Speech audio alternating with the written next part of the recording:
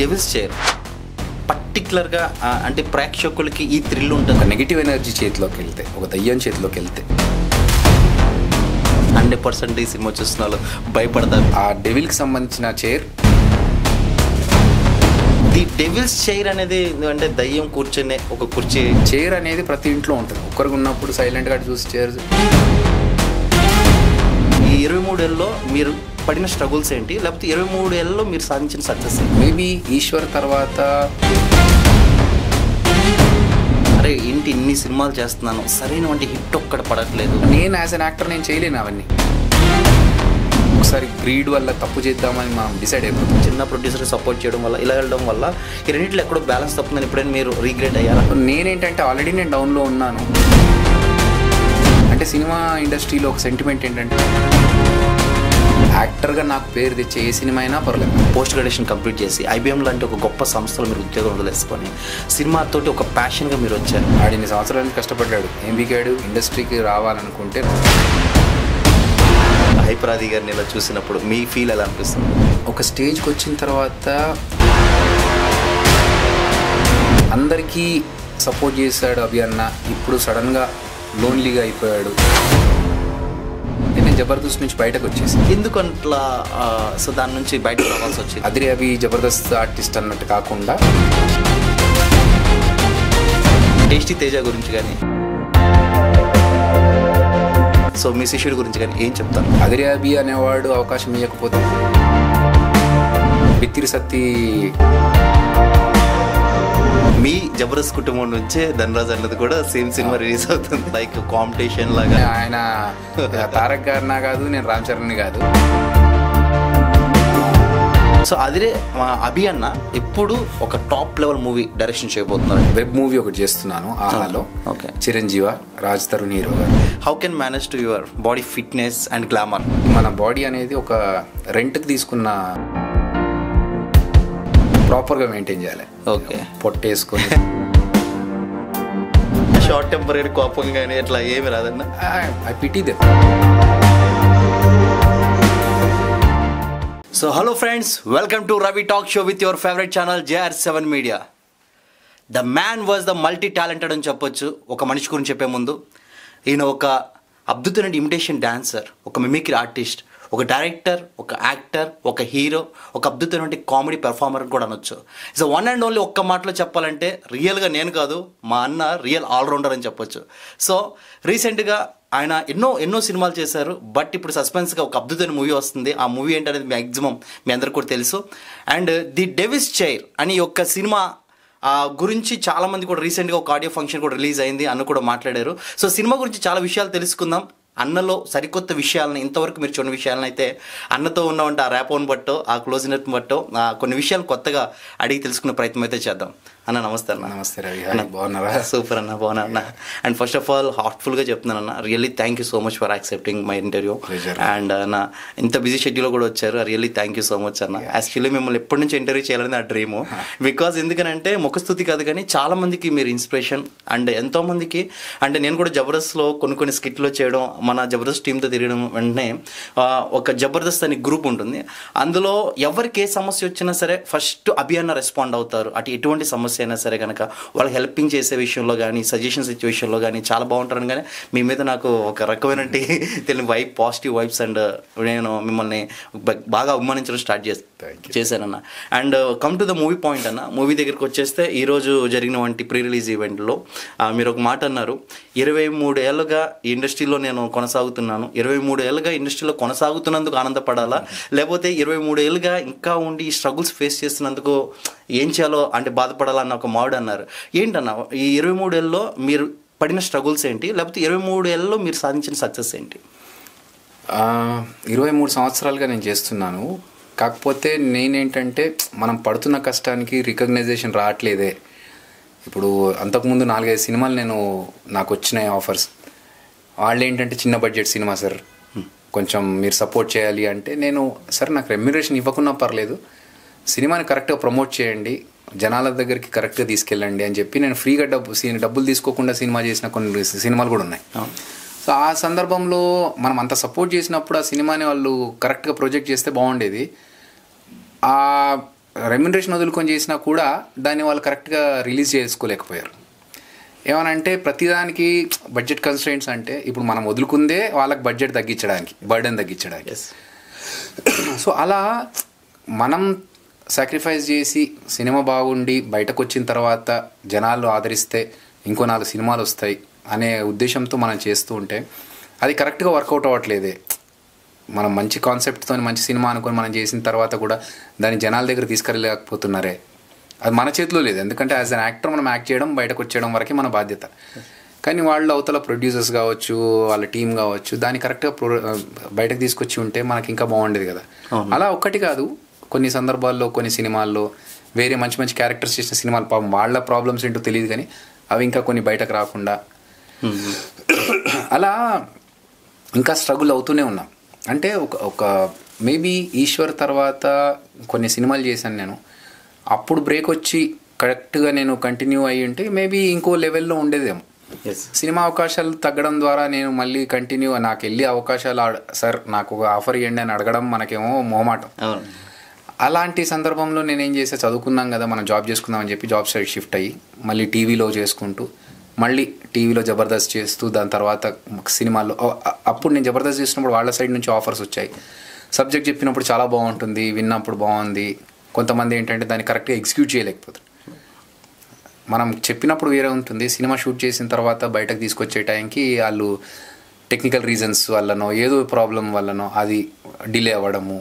So ఇలా మనం మన సైడ్ నుంచి మనం సపోర్ట్ చేస్తున్నాము. సరే వాళ్ళు ఎప్పుడు పిలిస్తే అప్పుడు షూట్కి వెళ్ళిపోతున్నాము, ఎక్కడ షూటింగ్ పెడితే అక్కడికి వెళ్తున్నాము, ఏ పెద్ద పెద్ద కోరికలు కోరట్లేదు వాళ్ళని. ఇంత సపోర్ట్ చేసుకుంటూ మనం ఒక టీం లాగా ముందుకెళ్దాం అనుకుంటున్నప్పుడు అది బయటకు రాకపోతే ఒక బాధ ఉంటుంది కదా. సో అలా ఇలా స్ట్రగుల్స్ అవుతూనే ఉన్నాయి. కరెక్ట్గా సినిమా బయటకు తీసుకొచ్చి మనకు దానివల్ల ఒక పేరు వచ్చే సినిమా పడింటే బాగుండేదేమో ఇప్పటి వరకు. అలా ఎన్ని సంవత్సరాలు కష్టపడుతూ ఉండాలి అనేది ఒక చిన్న ఫీల్. అవునండి. తర్వాత మీరు అంటే లైక్ ఇప్పుడు ఆ సబ్జెక్ట్ చెప్పారు కాబట్టి 23 ఏళ్ళుగా ఇలా మీ జర్నీ అనేది స్టార్ట్ అవుతున్న మూమెంట్లో చాలా సినిమాల్లో మీరు దాదాపుగా హీరోగా చేశారు, కొన్ని ఆడియో ఫంక్షన్స్ కొన్ని రావడం జరిగింది. బట్ ఎప్పుడైనా మీకు అనిపించిందన్నా అరే ఏంటి ఇన్ని సినిమాలు చేస్తున్నాను సరైన వంటి హిట్ ఒక్కడ పడట్లేదు అంటే ఎస్టాబ్లిష్? అదే చెప్తున్నాను రవి, ఇప్పుడు ఒక సినిమా కోసం కష్టపడి ఈవెన్ అది ప్రీ రిలీజ్ మన దానికి కూడా నువ్వు వచ్చావు. అంత కష్టపడి చేసి గెస్ట్లందరినీ పిలుచుకొని ఇంత చేసిన తర్వాత దాన్ని రిలీజ్ చేసుకోలేకపోయారు వాళ్ళు. సో ఆ సందర్భంలో నేను యాజ్ అన్ యాక్టర్ నేను చేయలేను అవన్నీ, ఎందుకంటే నేను జడ్జెస్ని గెస్ట్లను పిలుచుకోవడం వరకు, నా ఫ్రెండ్స్ని పిలుచుకోవడం వరకు, నేను ప్రమోట్ చేసుకోవడం వరకు నేను చేయగలను. ఆ ఏ థియేటర్లో ఏ డిస్ట్రిబ్యూటర్తో మాట్లాడే ఇవన్నీ నేను చేయలేను కదా యాక్టర్. సో డెఫినెట్గా బాధ ఉంటుంది, మనం ఇంత కష్టపడి చేసేదే మనం జనాలు మనం చూడాలి ఆదరించాలని చెప్పి.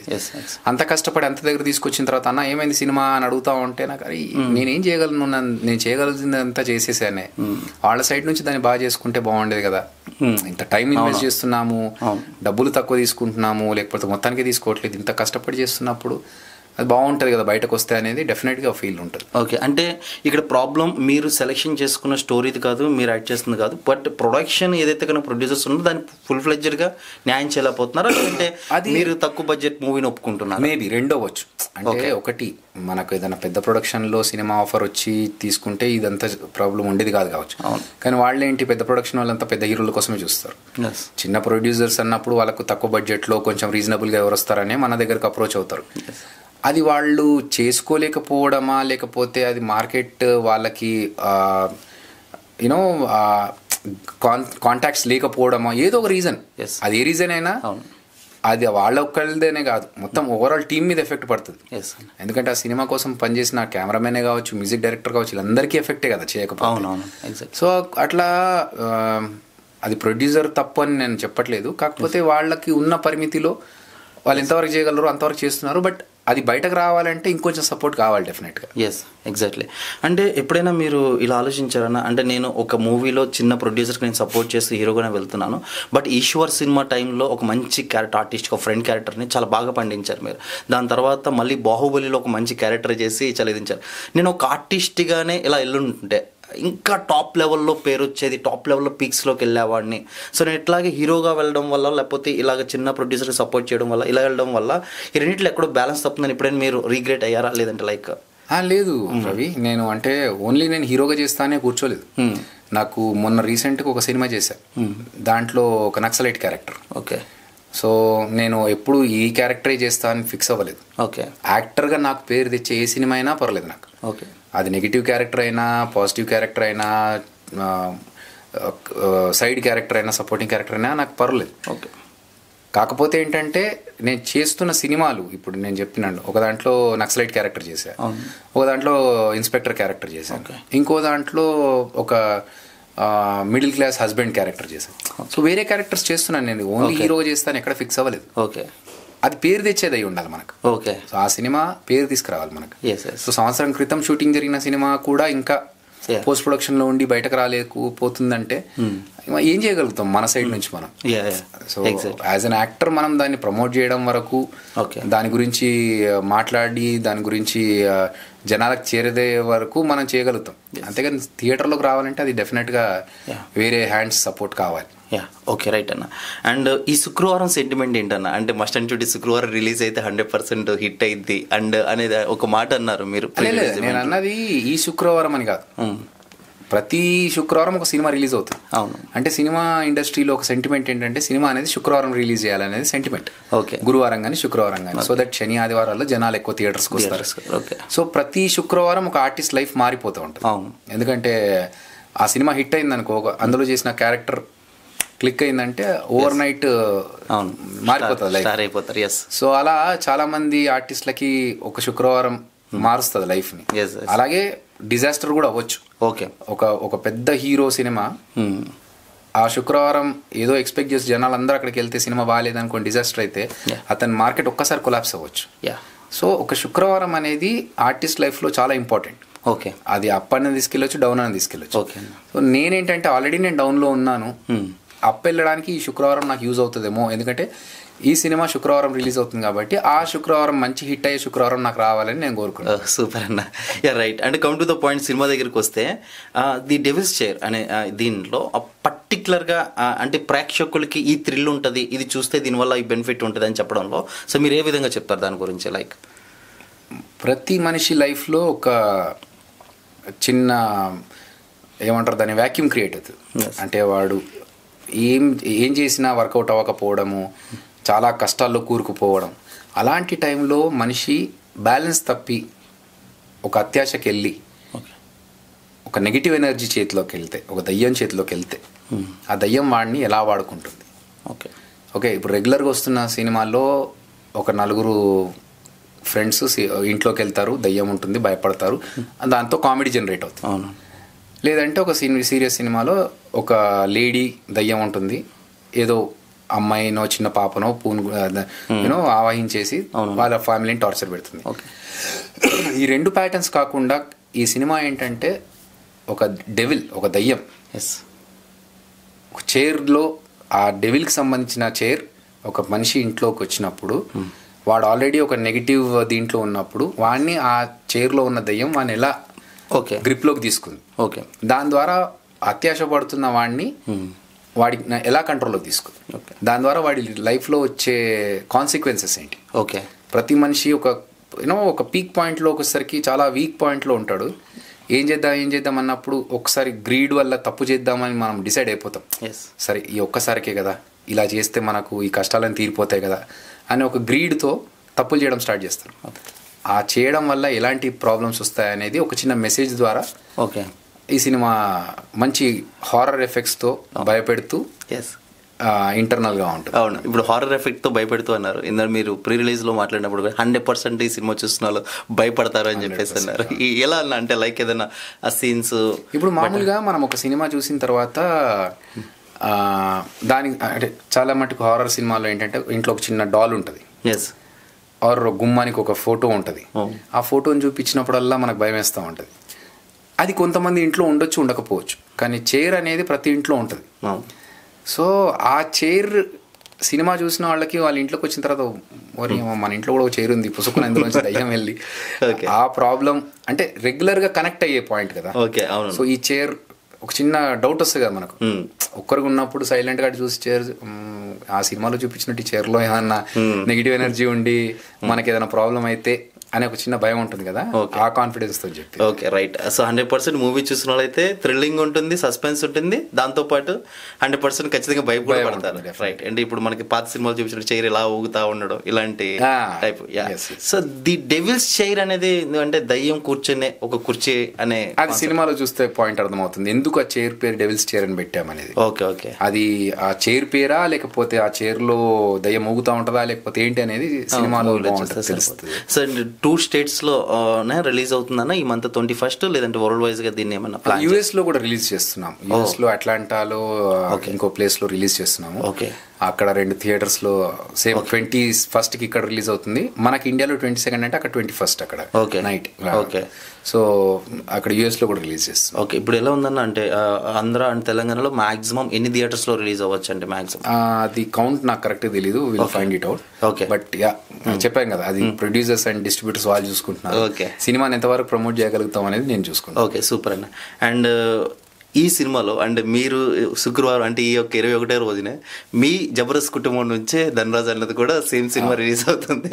అంటే ఏంటి లైక్ ఏమైనా అనిపించిందన్న, లైక్ కాంపిటీషన్ లాగా లేదంటే ఇట్లా? ఇది కోఇన్సిడెన్స్ ఇది అలా రిలీజ్ అవ్వడము. అవును. ధనరాజ్ చాలా కష్టపడి ఒక సెంటిమెంటల్ మూవీ చేశాడు. ఓకే. డైరెక్షన్ కూడా చేశాడు, హీరోగా చేశాడు.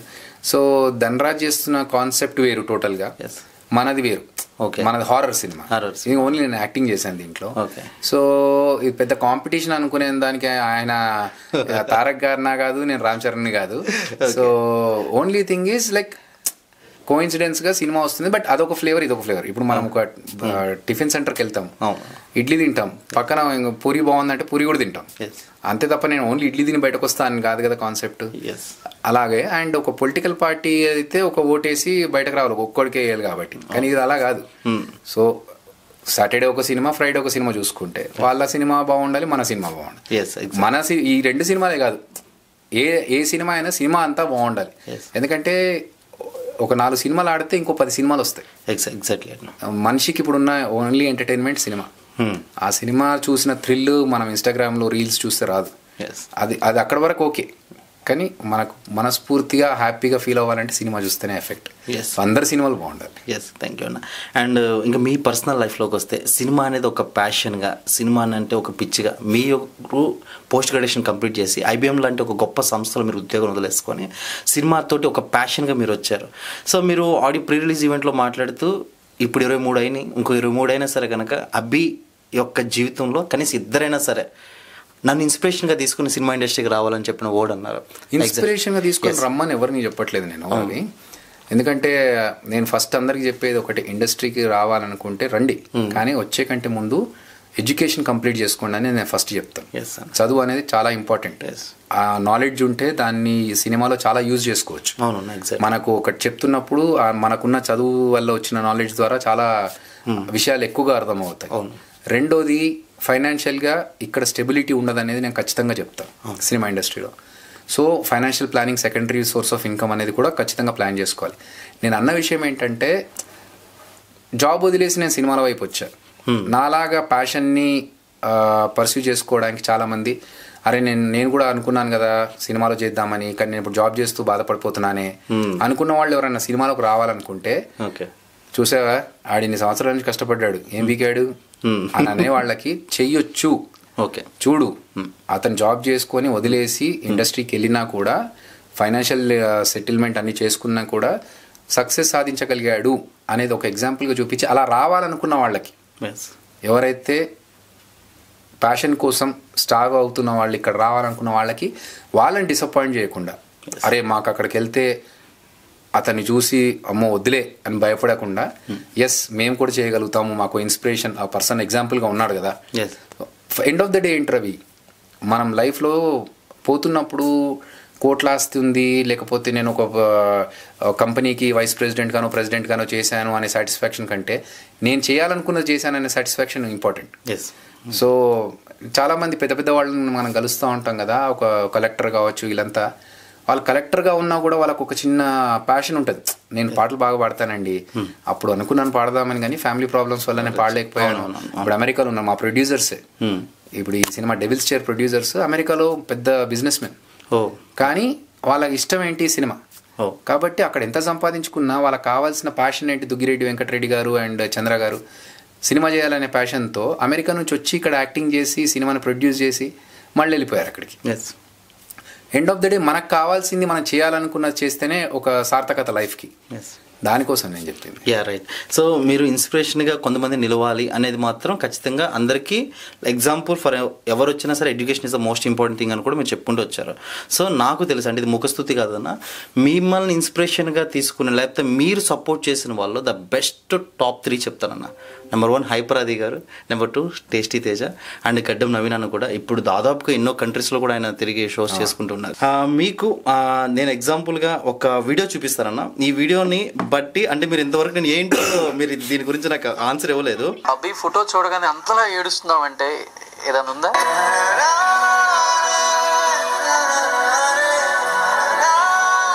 ఎవరు సార్ ఆయన? ఆయనకి నాకు సంబంధం ఏంటి సార్? నాకు అవకాశం వస్తుంది ఆయనకి ఇవ్వాలి సార్. గ్రాటిట్యూడ్ అంటే చాలా తల్లి తండ్రి గురువు. రైట్ అన్న, ఈ వీడియో మీ దాకా వచ్చి ఉండదు, బట్ ఎప్పుడు కూడా దీని గురించి ఎవరు కూడా మిమ్మల్ని అడగలేదు. అండ్ ఇది చూసినప్పుడు కూడా నేను కూడా చాలా ఎమోషనల్ అయ్యాను. ఎందుకంటే మీరు 2017లో కొత్త వాళ్ళని ఆర్టిస్టులని ఎంకరేజ్ చేసి ఒక ఆడిషన్స్ పెట్టారు, జబత ఆడిషన్. మీరు పెట్టిన ఆడిషన్లో నేను కూడా వచ్చిన పర్సన్ని. అప్పుడు నాకు కాంటాక్ట్ అయ్యి కోఆర్డినేషన్ చేసిందే టేస్టీ తేజ. సో ఆ వీడియో చూస్తున్నప్పుడు నాకు అనిపించింది నిజంగా ఎంతోమందికి అభి అన్న ఇంతగా లైఫ్ ఇచ్చారు, వాళ్ళ లైఫ్ స్టైల్ మారిపోయింది అని చెప్పారు. అందులో నాకు బాగా అనిపించింది టేస్టీ తేజ అన్న. సో చాలా ఎమోషనల్ అయ్యాడు. ఇప్పుడు టేస్టీ తేజ బిగ్ బాస్కి వెళ్ళాడు. బిగ్ బాస్ తరపు నుంచి ఆయన ఓన్ ఛానల్లో ఎంతోమంది సెలబ్రిటీస్ ఇంటర్వ్యూ చేస్తున్నారు. అసలుకి ఈ ఏడుపు అంటే ఈ ఎమోషన్స్ గురించి కానీ టేస్టీ తేజ గురించి కానీ సో మీ శిష్యుడి గురించి కానీ ఏం చెప్తారన్న? నేను తేజాన్ని ఫస్ట్ టైం కలిసినప్పుడు అతని టాలెంట్కి ఇంప్రెస్ అయ్యి నేను తీసుకోలేదు. ఓకే, ఒక జోక్ చెప్పాడు, ఫన్నీగా లేకున్నా మేమందరం సీరియస్గా చూసి ఏంటి ఇప్పుడు దీనికి నవ్వాలా అనుకొని నవ్వేసుకున్నాం. అంటే అతను చెప్పిన కాన్ఫిడెన్స్ ఏదైతే ఉందో అది జోక్ నవ్వేదా నవ్వందా కాకపోయినా అతను ఏదైతే కాన్ఫిడెన్స్తో నేను చేస్తానన్నా అని చెప్పేసి వెళ్ళాడో అది చేసిన తర్వాత ఏంటయ్యా ఇది జోక్ అంటావా దీన్ని, ఇది మేము నవ్వాలా దీనికి అంటే అదేంటన్నా మా కాలేజీలో అందరు నవ్వారు కదా దీనికి, అయితే కాలేజీలో చెప్పుకో అని చెప్పి మేము నవ్వుకున్నాం. అన్న తర్వాత ఇంకొక సినిమా దానికి ఆడిషన్కి వెళ్తే అక్కడ క్యారెక్టర్స్ ఏం లేవమ్మా, ఒక చైల్డ్ ఆర్టిస్ట్ క్యారెక్టర్ మాత్రమే ఉంది, దానికే చూస్తున్నాం అంటే అయితే నేను చెడ్డ వేసుకొని చైల్డ్ ఆర్టిస్ట్ లాగా చేస్తాను సార్, నన్ను పెట్టుకోండి అన్నాడంట. అంటే దేనికైనా మౌల్డ్గా అవుతాను, నాకు ఇది పిచ్చి నేను చేయగలుగుతాను అన్నప్పుడు సరే ఓకే నువ్వు అసలు ఏం చదువుకున్నావు ఏం చేస్తున్నావు అంటే నేను ఎంటెక్ అన్నా ఇలా జాబ్ మీద వచ్చాను అంటే నాకు అక్కడ కనెక్ట్ అయ్యాడు. అరే నేను చదువుకొని నేను ప్యాషన్తో వచ్చాను, అతను ప్యాషన్తో వచ్చాడు. ఫ్రాంక్గా మొత్తం ఉన్నది ఉన్నట్టుగా మాట్లాడు. అంటే ఏది దాపరికాలు నేను అద్భుతంగా అది చేస్తా ఇది చేస్తాను, నాకు వచ్చింది దాన్ని నాకు నేను ఎంటర్టైన్ చేస్తాను అన్నప్పుడు నాకు ఆ కాన్ఫిడెన్స్కి ఆ ఆనెస్టీకి నాకు బాగా నచ్చింది. సో మన స్కిట్లో 1-2 చేయించాము. తర్వాత అతను నాతో ఆ డెడికేషన్ ఉండి మనకు సపోర్ట్ చేయాలనో లేకపోతే అతని పేరు తెచ్చుకోవాలనో పడుతున్న తాపత్రయం చూసి నేను డెఫినెట్గా నాకు అంటే అవతల వ్యక్తి నిజంగా ఆనెస్ట్గా కష్టపడుతున్నాడు అంటే కొంచెం టైం పట్టినా సరే వాళ్ళను సపోర్ట్ చేద్దాం అనిపిస్తుంది. ఏదో ఊరికి నామమాత్రానికి మా పక్కింటోడు అడిగాడు మా నాన్న కోరిక ఇది కాదు, మనలోంచి రావాలి కోరిక. మనం చెయ్యాలి అనుకునే కోరికతో వచ్చి చేస్తున్న వాళ్ళకి వేరు, మా పక్కింటి వాళ్ళు అడిగారండి మా తాతగారికి ఇది కోరిక నేను ఒకసారి జబర్దస్త్లో కనిపించాలండి, అది కోరిక కాదు, మనలోంచి వచ్చి మనం చేయాలనుకునేది ఒక ప్యాషన్.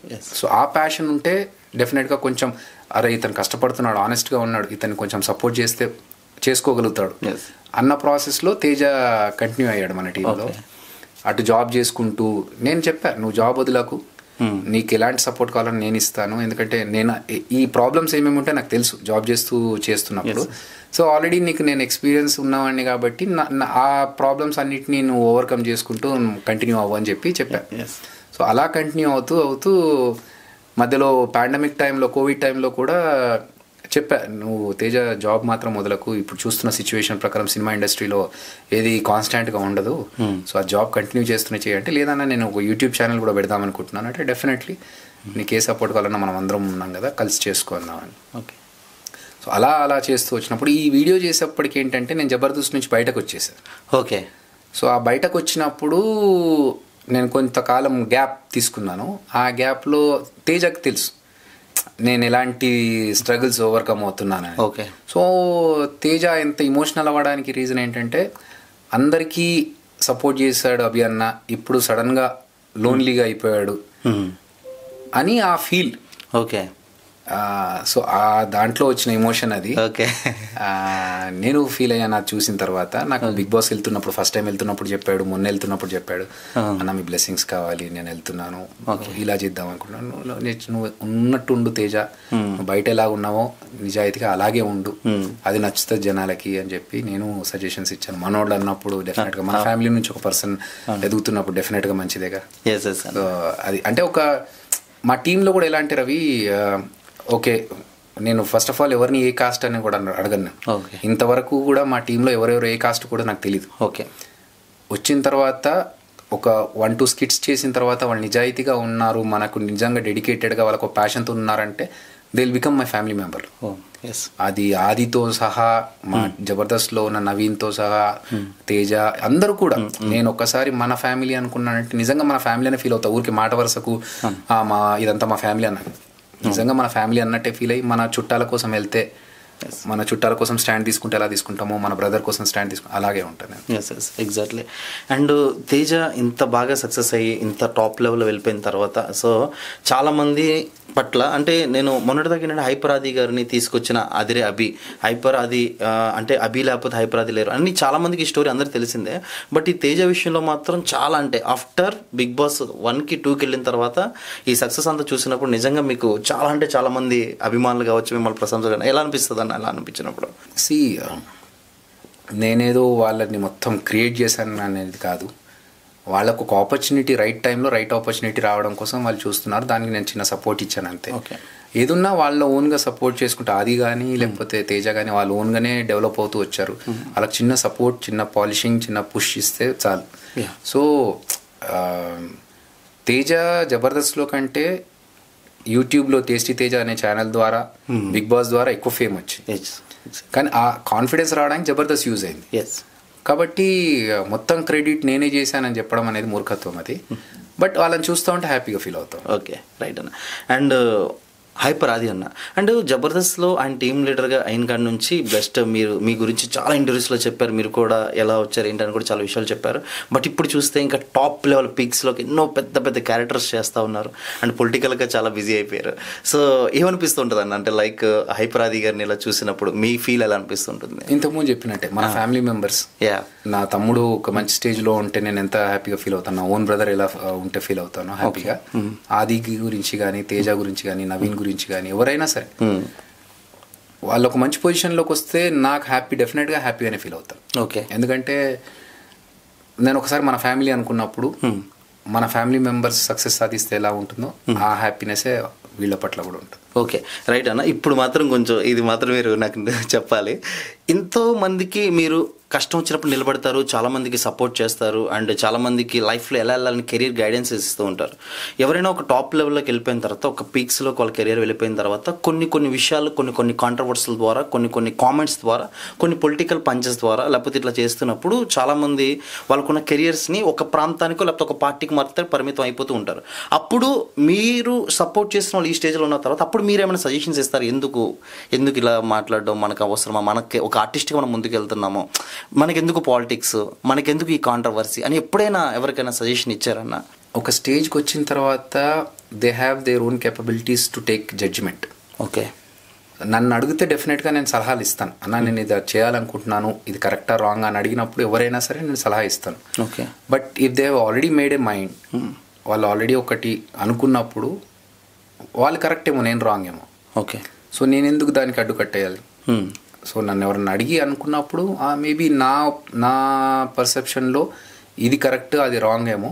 ఓకే, బట్ నువ్వు అనుకుంటుంది చూసుకో అని చెప్పడం వరకు మనం చెప్తాం. కానీ వాళ్ళకి ఆల్రెడీ ఒక అవగాహన ఉన్నప్పుడు మళ్ళీ దాన్ని మనం అది కాదు తప్పు అని చెప్పడానికి I don't have any right.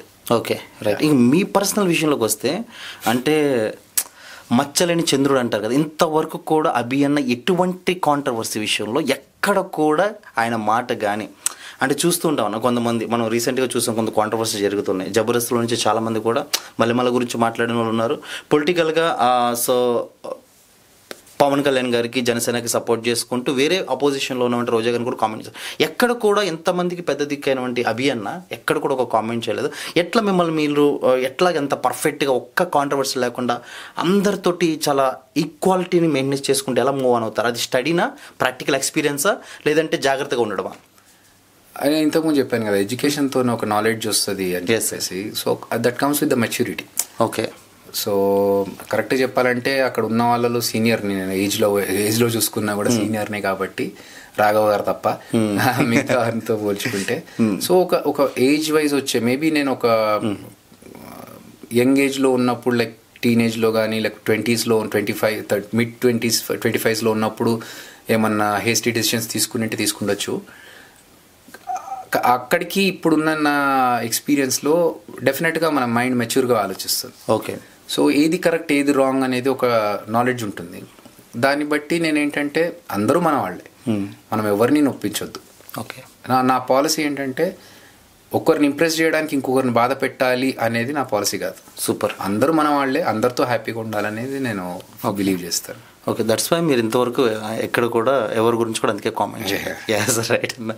So ఎప్పుడైనా సపోర్ట్ అడిగారా అభి మీ సపోర్ట్ కావాలని? ఫర్ ఎగ్జాంపుల్ నాగబాబు గారి తరపు నుంచి కావచ్చు, రోజా గారి తరపు నుంచి కావచ్చు. అంటే వాళ్ళకి తెలుసు రవి, నేను పొలిటికల్గా నేను కొంచెం నాకు పెద్దగా దాని గురించి అవగాహన లేదు, ఇంట్రెస్ట్ లేదు. నా కాన్సన్ట్రేషన్ సినిమా. ఓకే. సో దానికి తగ్గట్టుగా నేను వర్క్ చేసుకుంటున్నాను.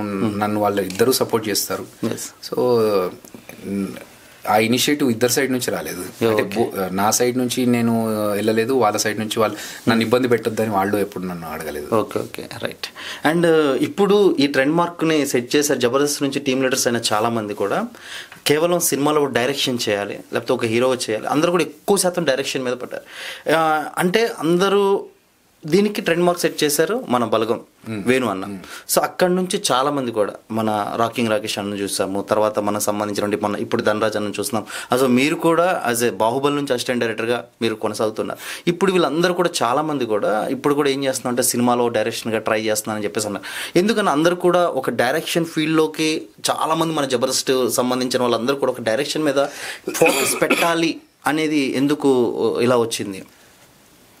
అది డైరెక్షన్ మీద ఫోకస్ పెట్టాలని కాదు, నార్మల్గా ఏంటంటే మనం ఆల్రెడీ జబర్దస్త్లో 100 స్కిట్స్ చేశాం. సో ఆ స్కిట్స్ చేస్తున్నప్పుడు మనకు ఒక ప్లానింగ్, ఈ సీన్ ఇలా పండించాలి, ఈ ఎంట్రీ ఇక్కడ నుంచి ఉండాలి, ఈ దానికి ఏలాంటి ఆర్టిస్టులు ఉండాలి అనేది ఒక చిన్న సినిమా టైప్ అది స్కిట్ అనేది. దానికి హెడ్, టెయిల్, మిడిల్ ఇవన్నీ ఒక బాడీ ఎలాగైతే సినిమా కోసం మనం అనుకుంటామో స్టార్టింగ్, బిగ్, ఎండింగ్, మధ్యలో స్టోరీ, అలా స్కిట్ కూడా మనకు ఒక చిన్న సినిమా లాంటిది. ప్రతి స్కిట్ ఒక సినిమా లాంటిది. అక్కడ వచ్చిన ఎక్స్పీరియన్స్ కొంచెం టెక్నికల్గా మనకు కావాల్సింది ఏంటంటే ఇప్పుడు కెమెరా వైజ్ మిగతా 24 క్రాఫ్ట్స్ని కెమెరాతో కాకుండా 23 క్రాఫ్ట్స్ని ఎలా మేనేజ్ చేసుకోగలగాలి అని తెలిస్తే ఆ స్కిట్ని ఒక 10 minutes స్కిట్ లాగా ఆలోచించేదాన్ని ఒక 2 hours సినిమా లాగా ఆలోచిస్తాం. ఓకే. సో ఆ ఆల్రెడీ ఎక్స్పీరియన్స్ అందరికీ వచ్చేసింది. ఆల్మోస్ట్ ఒక 9-10 సంవత్సరాల నుంచి జబర్దస్త్ చేస్తున్న వాళ్ళందరూ కాబట్టి ఆర్టిస్ట్గా అవకాశాలు వస్తే మనం బిజీగా ఉంటాం కాబట్టి దాని గురించి ఆలోచించాల్సిన అవసరం లేదు. ఓకే. కానీ సినిమాలో ఆర్టిస్ట్గా అవకాశాలు లేకపోతే ఇప్పుడు ఫర్ ఎగ్జాంపుల్ నేనే జబర్దస్త్ కాకుండా నాకు వేరే సినిమాల్లో పెద్దగా అవకాశాలు లేక ఇట్లా వస్తే 1-2 సినిమాల హీరోగా రావడము, ఆ వచ్చిన సినిమాలు బయటకు రాకపోవడము, ఇలాంటి సందర్భాల్లో ఏంటంటే సరే మనం మన సైడ్ నుంచి ఒకటి రాసుకుంటే ఎలా ఉంటుంది ఓకే అని మన సైడ్ నుంచి ఒక క్రియేటివ్ రాసుకున్నప్పుడు అది బాగుంది, దాని డైరెక్షన్ కూడా మనమే చేస్తే బాగుంటుంది కదా ఓకే అనే ప్రాసెస్లో వచ్చిన డైరెక్టర్స్ వీళ్ళంతా కూడా. Okay okay. సో అందుకనే ఒక ఆర్టిస్ట్గా బిజీగా ఉంటే అటు సైడ్ వెళ్ళాల్సిన అవకాశం ఉండదు. ఓకే. బట్ అలా లేనప్పుడు మనం కూడా ఒక డైరెక్టర్ అయ్యే ఛాన్స్ ఉంది కదా, మనమే ఒకటి స్టోరీ క్రియేట్ చేసి మనమే డైరెక్షన్ చేస్తే తప్పేముంది అనేది పద్ధతి. Okay okay, right. సో ఎంతో మందిని ఒక టీమ్ లీడర్స్గా తీర్చిదిద్దారు, ఒక ఆర్టిస్ట్గా తీర్చిదిద్దారు. అండ్ మీకు స్క్రిప్ట్ వర్క్ మీద కావచ్చు, డైరెక్షన్ మీద అపారమైన అనుభవం ఉంది. సో అదే అభి అన్న ఎప్పుడు ఒక టాప్ లెవెల్ మూవీ డైరెక్షన్ చేయబోతున్నారంటే ఏం చెప్తారు? నేను ఇప్పుడు ప్రస్తుతానికైతే ఒక వెబ్ మూవీ ఒకటి చేస్తున్నాను ఆహాలో. చిరంజీవ, రాజ్ తరుణ్ హీరో గారు. సో ఆ మూవీ ఫస్ట్ ఆహాలో రిలీజ్ అయిన తర్వాత దెన్ నెక్స్ట్ పిక్చర్ కొంచెం పెద్ద రేంజ్లో చేద్దామని ప్లాన్లో ఉన్నాను. Okay okay. ఎందుకంటే ఒక్కసారి మనం పెద్ద స్టెప్ వెళ్ళడానికి లేదు. ఈవెన్ వేణు కూడా, బలగం వేణు ఇప్పుడు బలగం వేణు అంటున్నాం, జబర్దస్త్ వేణుని. సో చిన్న సినిమా అయినా దానికి ఆ గ్రాఫ్ పెద్దగా అయిపోయింది. సో ఆయన మొత్తం ఒక ఎమోషనల్ స్టోరీ తీసుకున్నారు, నేను టోటల్ ఎంటర్టైన్మెంట్ తీసుకుంటున్నాను. Okay okay. సో నెక్స్ట్ అయితే 100% అయితే మిమ్మల్ని డైరెక్టర్గా ఒక టాప్ లెవెల్గా ఒక మూవీ అయితే డెఫినెట్గా, అంటే టాప్ లెవెలా సెకండ్ లెవెల్ అనేది నేను ఎప్పుడు అది పట్టించుకోలేదు, బట్ మంచి సినిమా చేయాలనేది నా ప్లాన్. ఓకే. సో ఇటు డైరెక్షన్ చేస్తున్నాను, అటు యాక్టింగ్ చేస్తున్నాను. నాకు యాక్టర్గా బిజీగా ఉన్నప్పుడు ఇటు కంటిన్యూ చేస్తున్నాను, గ్యాప్ దొరికినప్పుడు దాన్ని టైం వేస్ట్ చేసుకుంటూ ఫ్రెండ్స్తో డిస్కషన్స్ పెట్టుకొని పబ్బులు పార్టీలు కాకుండా స్టోరీ రాసుకుంటూ direction side concentrate. And starting లెవెల్లో మీరు ఐబీఎంలో జాబ్ చేస్తున్నప్పుడు మీకు ఫస్ట్ యాంకర్గా ఛాన్స్ వచ్చింది. సో ఛాన్స్ వచ్చినప్పుడు మీ కెరియర్ యాంకర్గా స్టార్ట్ చేశారు కదన్నా.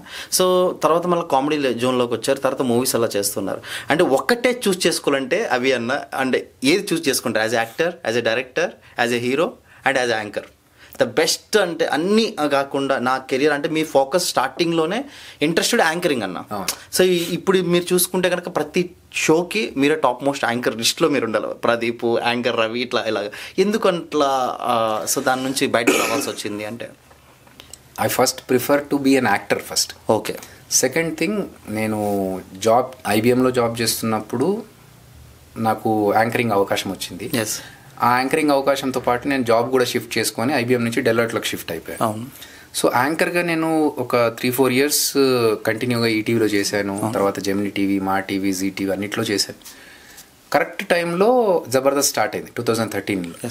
సో అప్పుడు నాకేంటంటే ముగ్గురు యాంకర్స్తో జబర్దస్త్లో 3 teams చేస్తున్నామండి, సో మీరు కూడా యాంకర్గా ఒక టీంని తీసుకొచ్చుకోండి, యాంకర్ చేసుకుందామంటే అప్పటికి జబర్దస్త్ మంచి పేరు ఉంది 26 episodes. సో సరే మనం యాంకర్గానే చేస్తూ ఇటు ఇది కూడా చేస్తున్నాం కదా, జబర్దస్త్ కూడా చేసుకుంటే ఆ పేరు కూడా మనకు యూజ్ అవుతుంది. ప్లస్ మనలో ఓన్లీ యాంకరే కాదు, ఒక ఆర్టిస్ట్ కూడా ఉన్నాడని ప్రతి స్కిట్లో మన వేరియేషన్స్ చూపించవచ్చు అని చెప్పేసి నేను ఒప్పుకొని ఇటు జబర్దస్త్కి షిఫ్ట్ అయ్యా. ఓకే. అక్కడికి వెళ్ళినాక చూస్తే మిగతా 2 యాంకర్స్ ఎవరైతే రావాలో వాళ్ళు రాలేదు. ఓకే. వాళ్ళ టీమ్స్తో రాలేదు. కట్ చేస్తే షూట్ రోజు మళ్ళీ అది కూడా నాకు తెలియదు, వస్తున్నారని అన్నారు. షూట్ రోజు చూస్తే వాళ్ళు రావట్లేదండి, మీరు ఒక్కరే కంటిన్యూ చేయండి అన్నారు. ఆల్రెడీ వచ్చేసాం, షూట్కి వచ్చిన తర్వాత వాళ్ళు రావట్లేదంటే ఇంకేం చేస్తాం మనము? సర్లే కొన్ని ఎపిసోడ్స్ చేసి మళ్ళీ వెళ్ళిపోదాం మనం బ్యాక్ అని చెప్పేసి కొన్ని ఎపిసోడ్స్ చేస్తున్నప్పుడు మళ్ళీ ఈటీవీలో నాకు యాంకరింగ్ అవకాశం వచ్చింది, కామెడీ సర్కస్ అని చెప్పేసి ఓంకార్ గారు ప్రొడ్యూసర్, అది చేస్తాను. తర్వాత ఇంకేమైందంటే యాంకర్ అబీ అనేది తగ్గిపోయి అదిరే అబీ జబర్దస్త్ అనేది ఎక్కువగా గ్రాఫ్ వచ్చింది. సో ఇంకా అప్పుడు ఏంటంటే అదిరే అబీ అనేవాడిని యాంకరింగ్ కోసం కాకుండా కామెడీ స్కిట్స్ కోసం వీటి కోసం పిలవడం ఎక్కువైపోయింది. Okay okay. అలా ఇట్ సైడ్ కంప్లీట్గా షిఫ్ట్. అదే రైట్. ఎందుకంటే స్టార్టింగ్లో మీ ఇంట్రెస్టెడ్ యాంకరింగ్, సో మళ్ళీ మీకు యాక్టింగ్ అంటే ఎలా ప్యాషన్ అది. సో ఇప్పుడు మీరు ఒక కామెడీ స్కిట్లలో చేస్తున్నారు, బట్ కామెడీ ప్రజెంటేషన్ దాంట్లో నేను యాజ్ ఎ ఇమిటేషన్ ఆర్టిస్ట్గా లేదంటే యాజ్ ఎ మిమిక్రీ ఆర్టిస్ట్గా మీలో అద్భుతమైన మిమిక్రీ కావచ్చు, ఈ ఇమిటేషన్ డాన్స్ ఎలా వచ్చినాయి అన్న అంటే లైక్ అది నాకు చిన్నప్పటి నుంచి కూడా imitation and mimicry interest. Okay okay. So నేను ఆ ప్రాసెస్లో ప్రతి అంటే డాన్స్ కూచిపూడి నేర్చుకున్నాను నేను. ప్యారలల్గా సినీ డాన్స్లు అన్నీ చేస్తున్నప్పుడు ఆ సినిమా సాంగ్స్ ఎప్పుడైతే ప్లే చేస్తున్నామో చిరంజీవి గారి సాంగ్ ప్లే చేస్తున్నప్పుడు చిరంజీవి గారి ఎక్స్ప్రెషన్స్తో చేసేవాడిని. ఓకే. బాలకృష్ణ గారి సాంగ్ అయితే బాలకృష్ణ గారి ఎక్స్ప్రెషన్స్, వెంకటేష్ గారి సాంగ్ అయితే ఆయన ఎక్స్ప్రెషన్స్తో అలా చేస్తున్నప్పుడు ఎవరైతే మా టీం మెంబర్స్ ఉంటారో పక్కన మా డాన్స్ మాస్టర్ కావచ్చు, చుట్టుపక్కల ఆర్గనైజర్స్ కావచ్చు, అరే నువ్వు భలే చేస్తున్నావు, నువ్వు ఎవరి సాంగ్ పెడితే ఆ సాంగ్ ఆ హీరో లాగా చేస్తున్నావు అన్నప్పుడు నాకు అవును దీని అంతా కలిపి ఒక చిన్న ఇమిటేషన్ డాన్స్ లాగా ఎందుకు చేయకూడదు అని చెప్పి నాకు ఒక ఆలోచన వచ్చింది. ఒక ట్రాక్ కట్ చేసుకొని పర్ఫామ్ చేశాను. బీభత్సమైన రెస్పాన్స్ వచ్చింది, ఎందుకంటే అప్పటి వరకు ఎవరు చేయలేదు అది. సో ట్రెమెండస్ రెస్పాన్స్ వచ్చింది, జనాలందరూ ఇది కొత్తగా ఉంది, అద్భుతంగా ఉంది అన్నారు. దాని తర్వాత దానివల్లనే నాకు సినిమాలో అవకాశం వచ్చింది, దానివల్లనే నాకు లిమ్కా బుక్ ఆఫ్ రికార్డ్స్ వచ్చింది. సూపర్. సో డెఫినెట్గా ఒక కొత్త ప్రయోగం చేయాలనేది నాకు అప్పటి నుంచే. స్కిట్లలో ఎలాగైతే కొత్త ప్రయోగాలు చేయాలనుకున్నాను, డాన్స్ లో కూడా ప్రతి ఒక్కరు నార్మల్ గా డాన్స్లు చేస్తా ఉన్నారు, మిమిక్రీ చేస్తున్నారు, రెండు కలిపి చేస్తే ఎలా ఉంటుంది అనేది ఇమిటేషన్ డాన్స్. సూపర్ అని అసలు చేస్తారు. అండ్ అలాగే నాగేశ్వర గారు వాయిస్ కావచ్చు, ఆయన బాడీ లాంగ్వేజ్ కావచ్చు చూస్తూ ఉంటాం కొన్ని ఇమిటేషన్ చాలా అద్భుతంగా ప్రజెంటేషన్ ఇస్తారు అనిపించింది. అప్పుడు ఇది మల్టీ టాలెంటెడ్ రియల్ ఆల్రౌండర్ అన్న అన్నీ. అండ్ ఫైనల్కి వచ్చేసరికల్లా మీరు ఆడియో ఫంక్షన్ మాట్లాడేటప్పుడు నెక్స్ట్ ఒక సినిమాలో కూడా చేస్తున్నాం మీరు అని, what is the next your projects ఏంటని మీ నెక్స్ట్ ప్రాజెక్ట్? అది ఒక different genre movie Ravi. Okay. ఇప్పటివరకు అంటే ఈవెన్ డెవిల్స్ చైర్లో కూడా ఏంటంటే ఒక సటిల్ యాక్షన్తోని అదిరే అభి జబర్దస్త్ ఆర్టిస్ట్ అన్నట్టు కాకుండా ఒక ప్రాపర్ సినిమా యాక్టర్ లాగా, అంటే ఎక్కడ కూడా ఓవర్ బోర్డ్ వెళ్ళకుండా ఒక సెటిల్ యాక్టర్ అయితే ఎలా చేస్తారో అలాంటి సీన్స్ చేసాం మనము. అండ్ ఇప్పుడు నెక్స్ట్ చేయబోయేది కూడా ఒక డిఫరెంట్ కల్ట్ మూవీ. అంటే ఒక ఆర్టిస్ట్కి పేరు రావాలంటే ఒక డిఫరెంట్ స్టోరీ ఎంచుకుంటేనే బాగుంటుంది. సో అది కూడా ఒక రూరల్లో జరిగే ఒక కల్ట్ స్టోరీ. అది చేస్తే ఒక కొత్త అభిని చూస్తారు డెఫినెట్. సూపర్ అన్న, అలాంటి ప్రయత్నం జరుగుతుంది. లాస్ట్ అండ్ ఫైనల్ క్వశ్చన్ అన్న, అంటే ఇది ముఖస్థుతి గురించి అడగట్లేదు, అప్పటి నుంచి చూస్తున్నాను అంటే మీరు ఎక్కడ కూడా మీ కండలు కానీ మీ బాడీలో కానీ గ్లామర్లో కానీ కొంచెం కూడా ఎక్కడ ఇది అవ్వలేదని. అప్పుడు చూసిన అభి అన్న ఇప్పుడు సేమ్ అలాగే ఉన్నారు. సో ఈ జోనర్ మెయింటెనెన్స్ చేయాలంటే స్టార్ హీరోస్ ఆ లెవెల్లో చాలా కష్టపడతారు. దానికి సంబంధించినటువంటి ప్రాపర్ డైట్ కావచ్చు, వర్కౌట్ కావచ్చు, చాలా హెవీగా ఉంటుంది.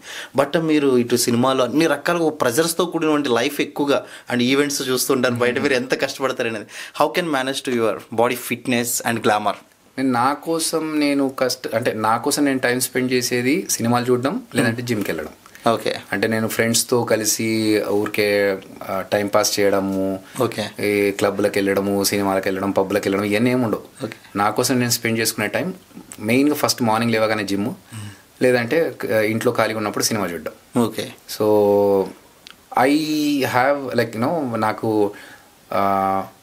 కిక్ వస్తుంది జిమ్కి వెళ్తే. ఓకే ఓకే, ఇప్పుడు ఇట్లా మీలాగా కాంప్లిమెంట్స్ ఇచ్చినప్పుడు మీరు ఎలా మెయింటైన్ చేస్తున్నారు, అప్పుడు చూసినట్టుగానే ఉన్నారు అన్నప్పుడు ఇంకొంచెం మోటివేషన్ వస్తుంది. ఓ రేపు 2 సెట్లు ఎక్కువ కొట్టాలని చెప్పేసి. సో అంటే ఇంపార్టెంట్ థింగ్ ఏంటంటే ఇది మన బాడీ అనేది ఒక రెంట్కి తీసుకున్న ఇది శరీరం. మనం ఒక సోల్ వచ్చి బాడీలో ఉంటుంది, ఇక్కడ నుంచి మనం అయిపోయిన తర్వాత వెళ్ళిపోతాం. సో ఉన్నప్పుడు దీన్ని బాగా చూసుకోవాలి. ఒక ఇంట్లోకి వెళ్ళినప్పుడు ఎలాగైతే మీరు ఇంటీరియర్ డిజైన్ చేయించి జాగ్రత్తగా దీన్ని బాగా చూసుకుంటున్నారో, అట్లా ఒక బాడీ మనకు దేవుడు ఇచ్చినప్పుడు ఆ బాడీని కరెక్ట్గా చూసుకొని, అంటే ఒక లైఫ్లో మనకు మానవ జీవితం వచ్చినప్పుడు దాన్ని ప్రాపర్గా మెయింటైన్ చేయాలి. పొట్టేసుకొని అంటే కొన్ని అన్అవాయిడబుల్ సిచ్యువేషన్స్ లో మనం ఏం చేయలేం. లైక్ థైరాయిడ్ ఉన్న వాళ్ళకి పాపం హెల్త్ హెవీ ఉండి అలా ఏం చేయలేం. కానీ చేయగలిగి కూడా ఫుల్ గా లాగించి తినేసి బాడీ మీద ఇంట్రెస్ట్ పెట్టకుండా ఉంటే అది హెల్త్ ఇష్యూస్ మళ్ళీ వాళ్ళకే వస్తాయి. నేనేంటంటే మనకున్న శరీరాన్ని కరెక్ట్గా చూసుకొని హ్యాపీగా హెల్తీగా ఉండాలనేది. Okay okay, right. ఒక పోస్టర్లో కూడా చూసాను ప్రీవియస్లో, ఒక బ్లాక్ టీ షర్ట్ వేసుకొని పోలీస్ ఆఫీసర్గా నిలబడిన ఫోటో. పర్ఫెక్ట్ ఉంది అసలు నిజంగా ఫిట్నెస్. అండ్ టిప్స్ ఏంటన్నా, అంటే ఎట్లా మీరు అంటే gym okay, but food control చేస్తాను నేను. ఒక 7-7:30 లోపు డిన్నర్ క్లోజ్ చేస్తాను. ఓకే, ఇంకా లేట్ ఫుడ్ అంటే తినను. ఒకవేళ మిస్ అయిపోయినా స్కిప్ అయిపోయినా వదిలేస్తాను, కానీ సాలిడ్స్ అయితే 7:30 తర్వాత అసలు తీసుకోను. ఓకే, అలా కొంచెం స్ట్రిక్ట్ గా మెయింటైన్ చేస్తాను. Okay okay.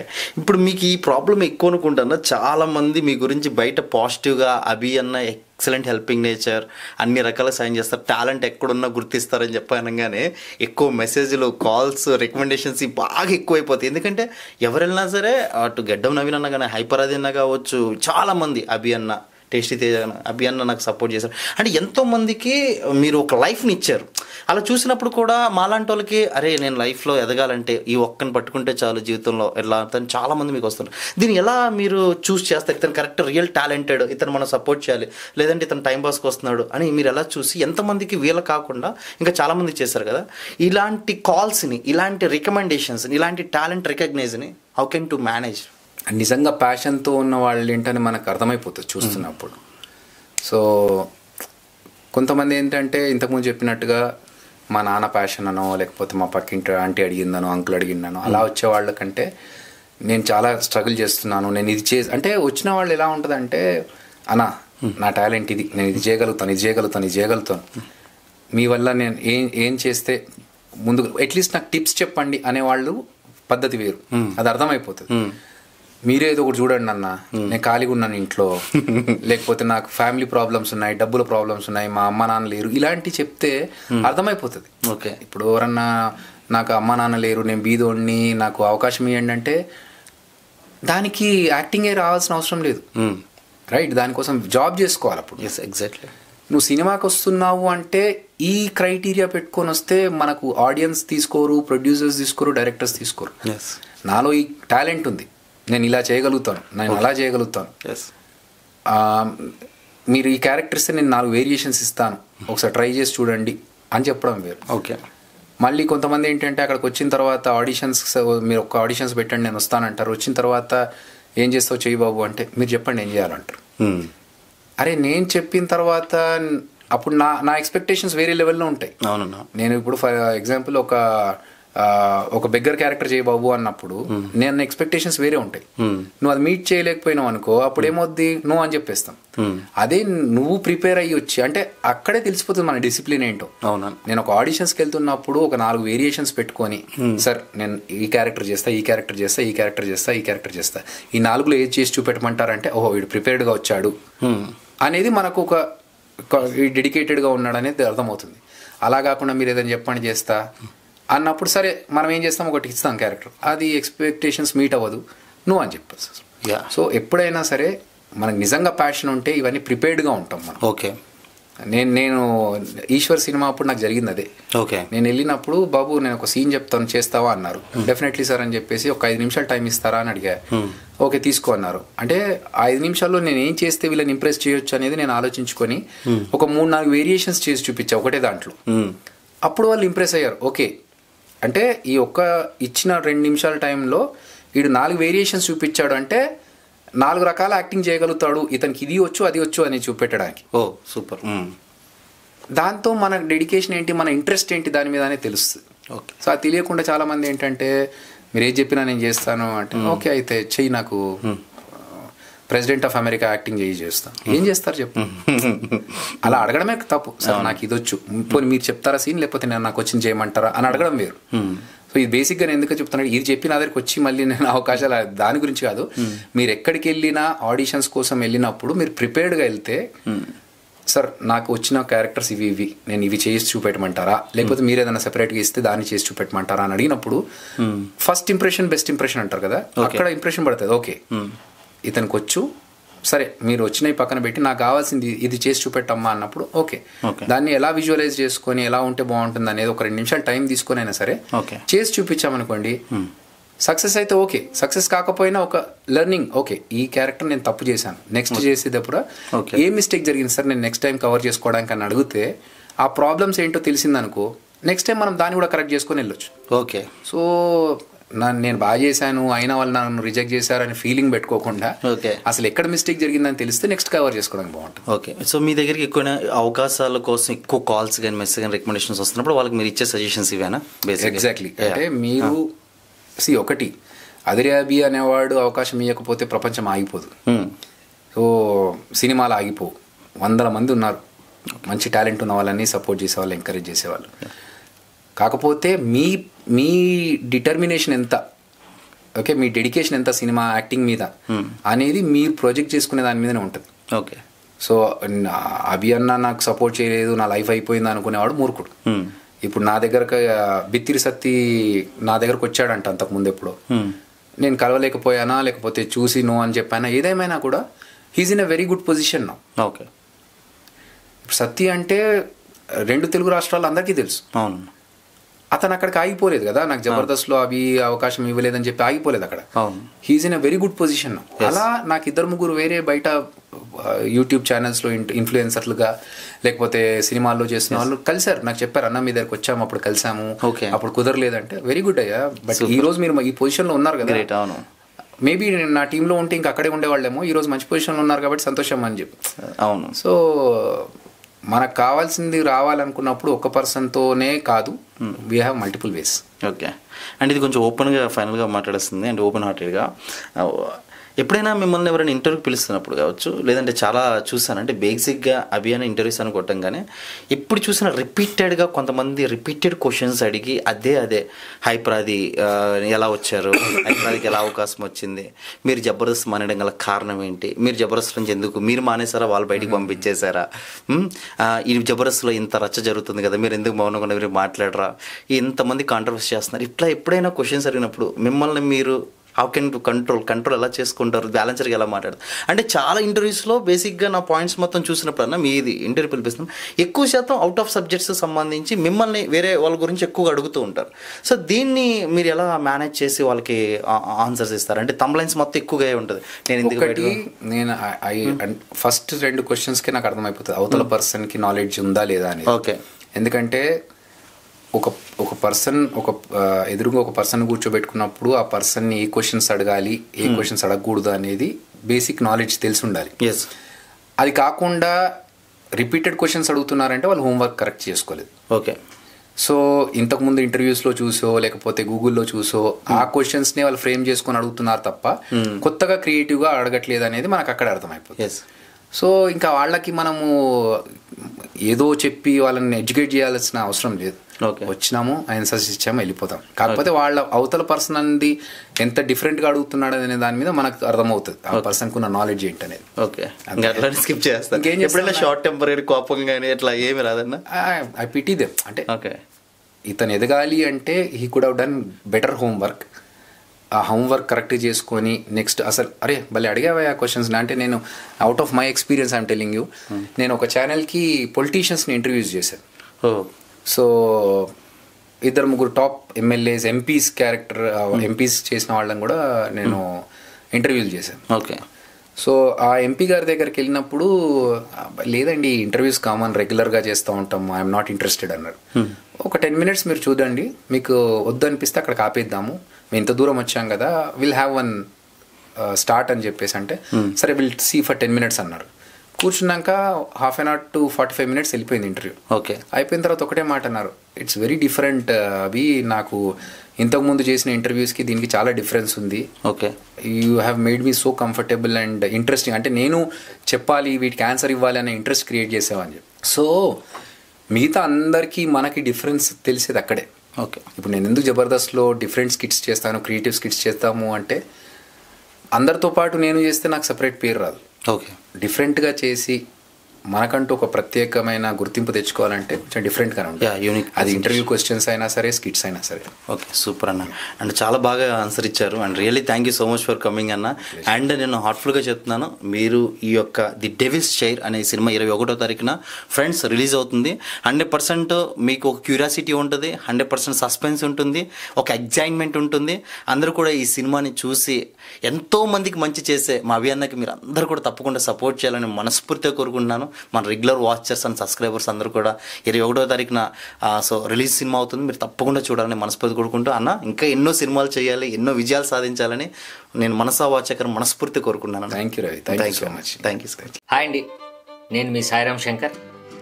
Please subscribe JR7 media. JR7 టీవీని సబ్స్క్రైబ్ చేయండి, షేర్ చేయండి, లైక్ చేయండి, కామెంట్ చేయండి. JR7 మీడియాని తప్పకుండా సబ్స్క్రైబ్ చేసుకోండి. JR7 మీడియాని సబ్స్క్రైబ్ చేసుకోండి, మంచి మంచి విషయాల్ని గ్రాప్ చేసుకోండి. Please subscribe JR7 media.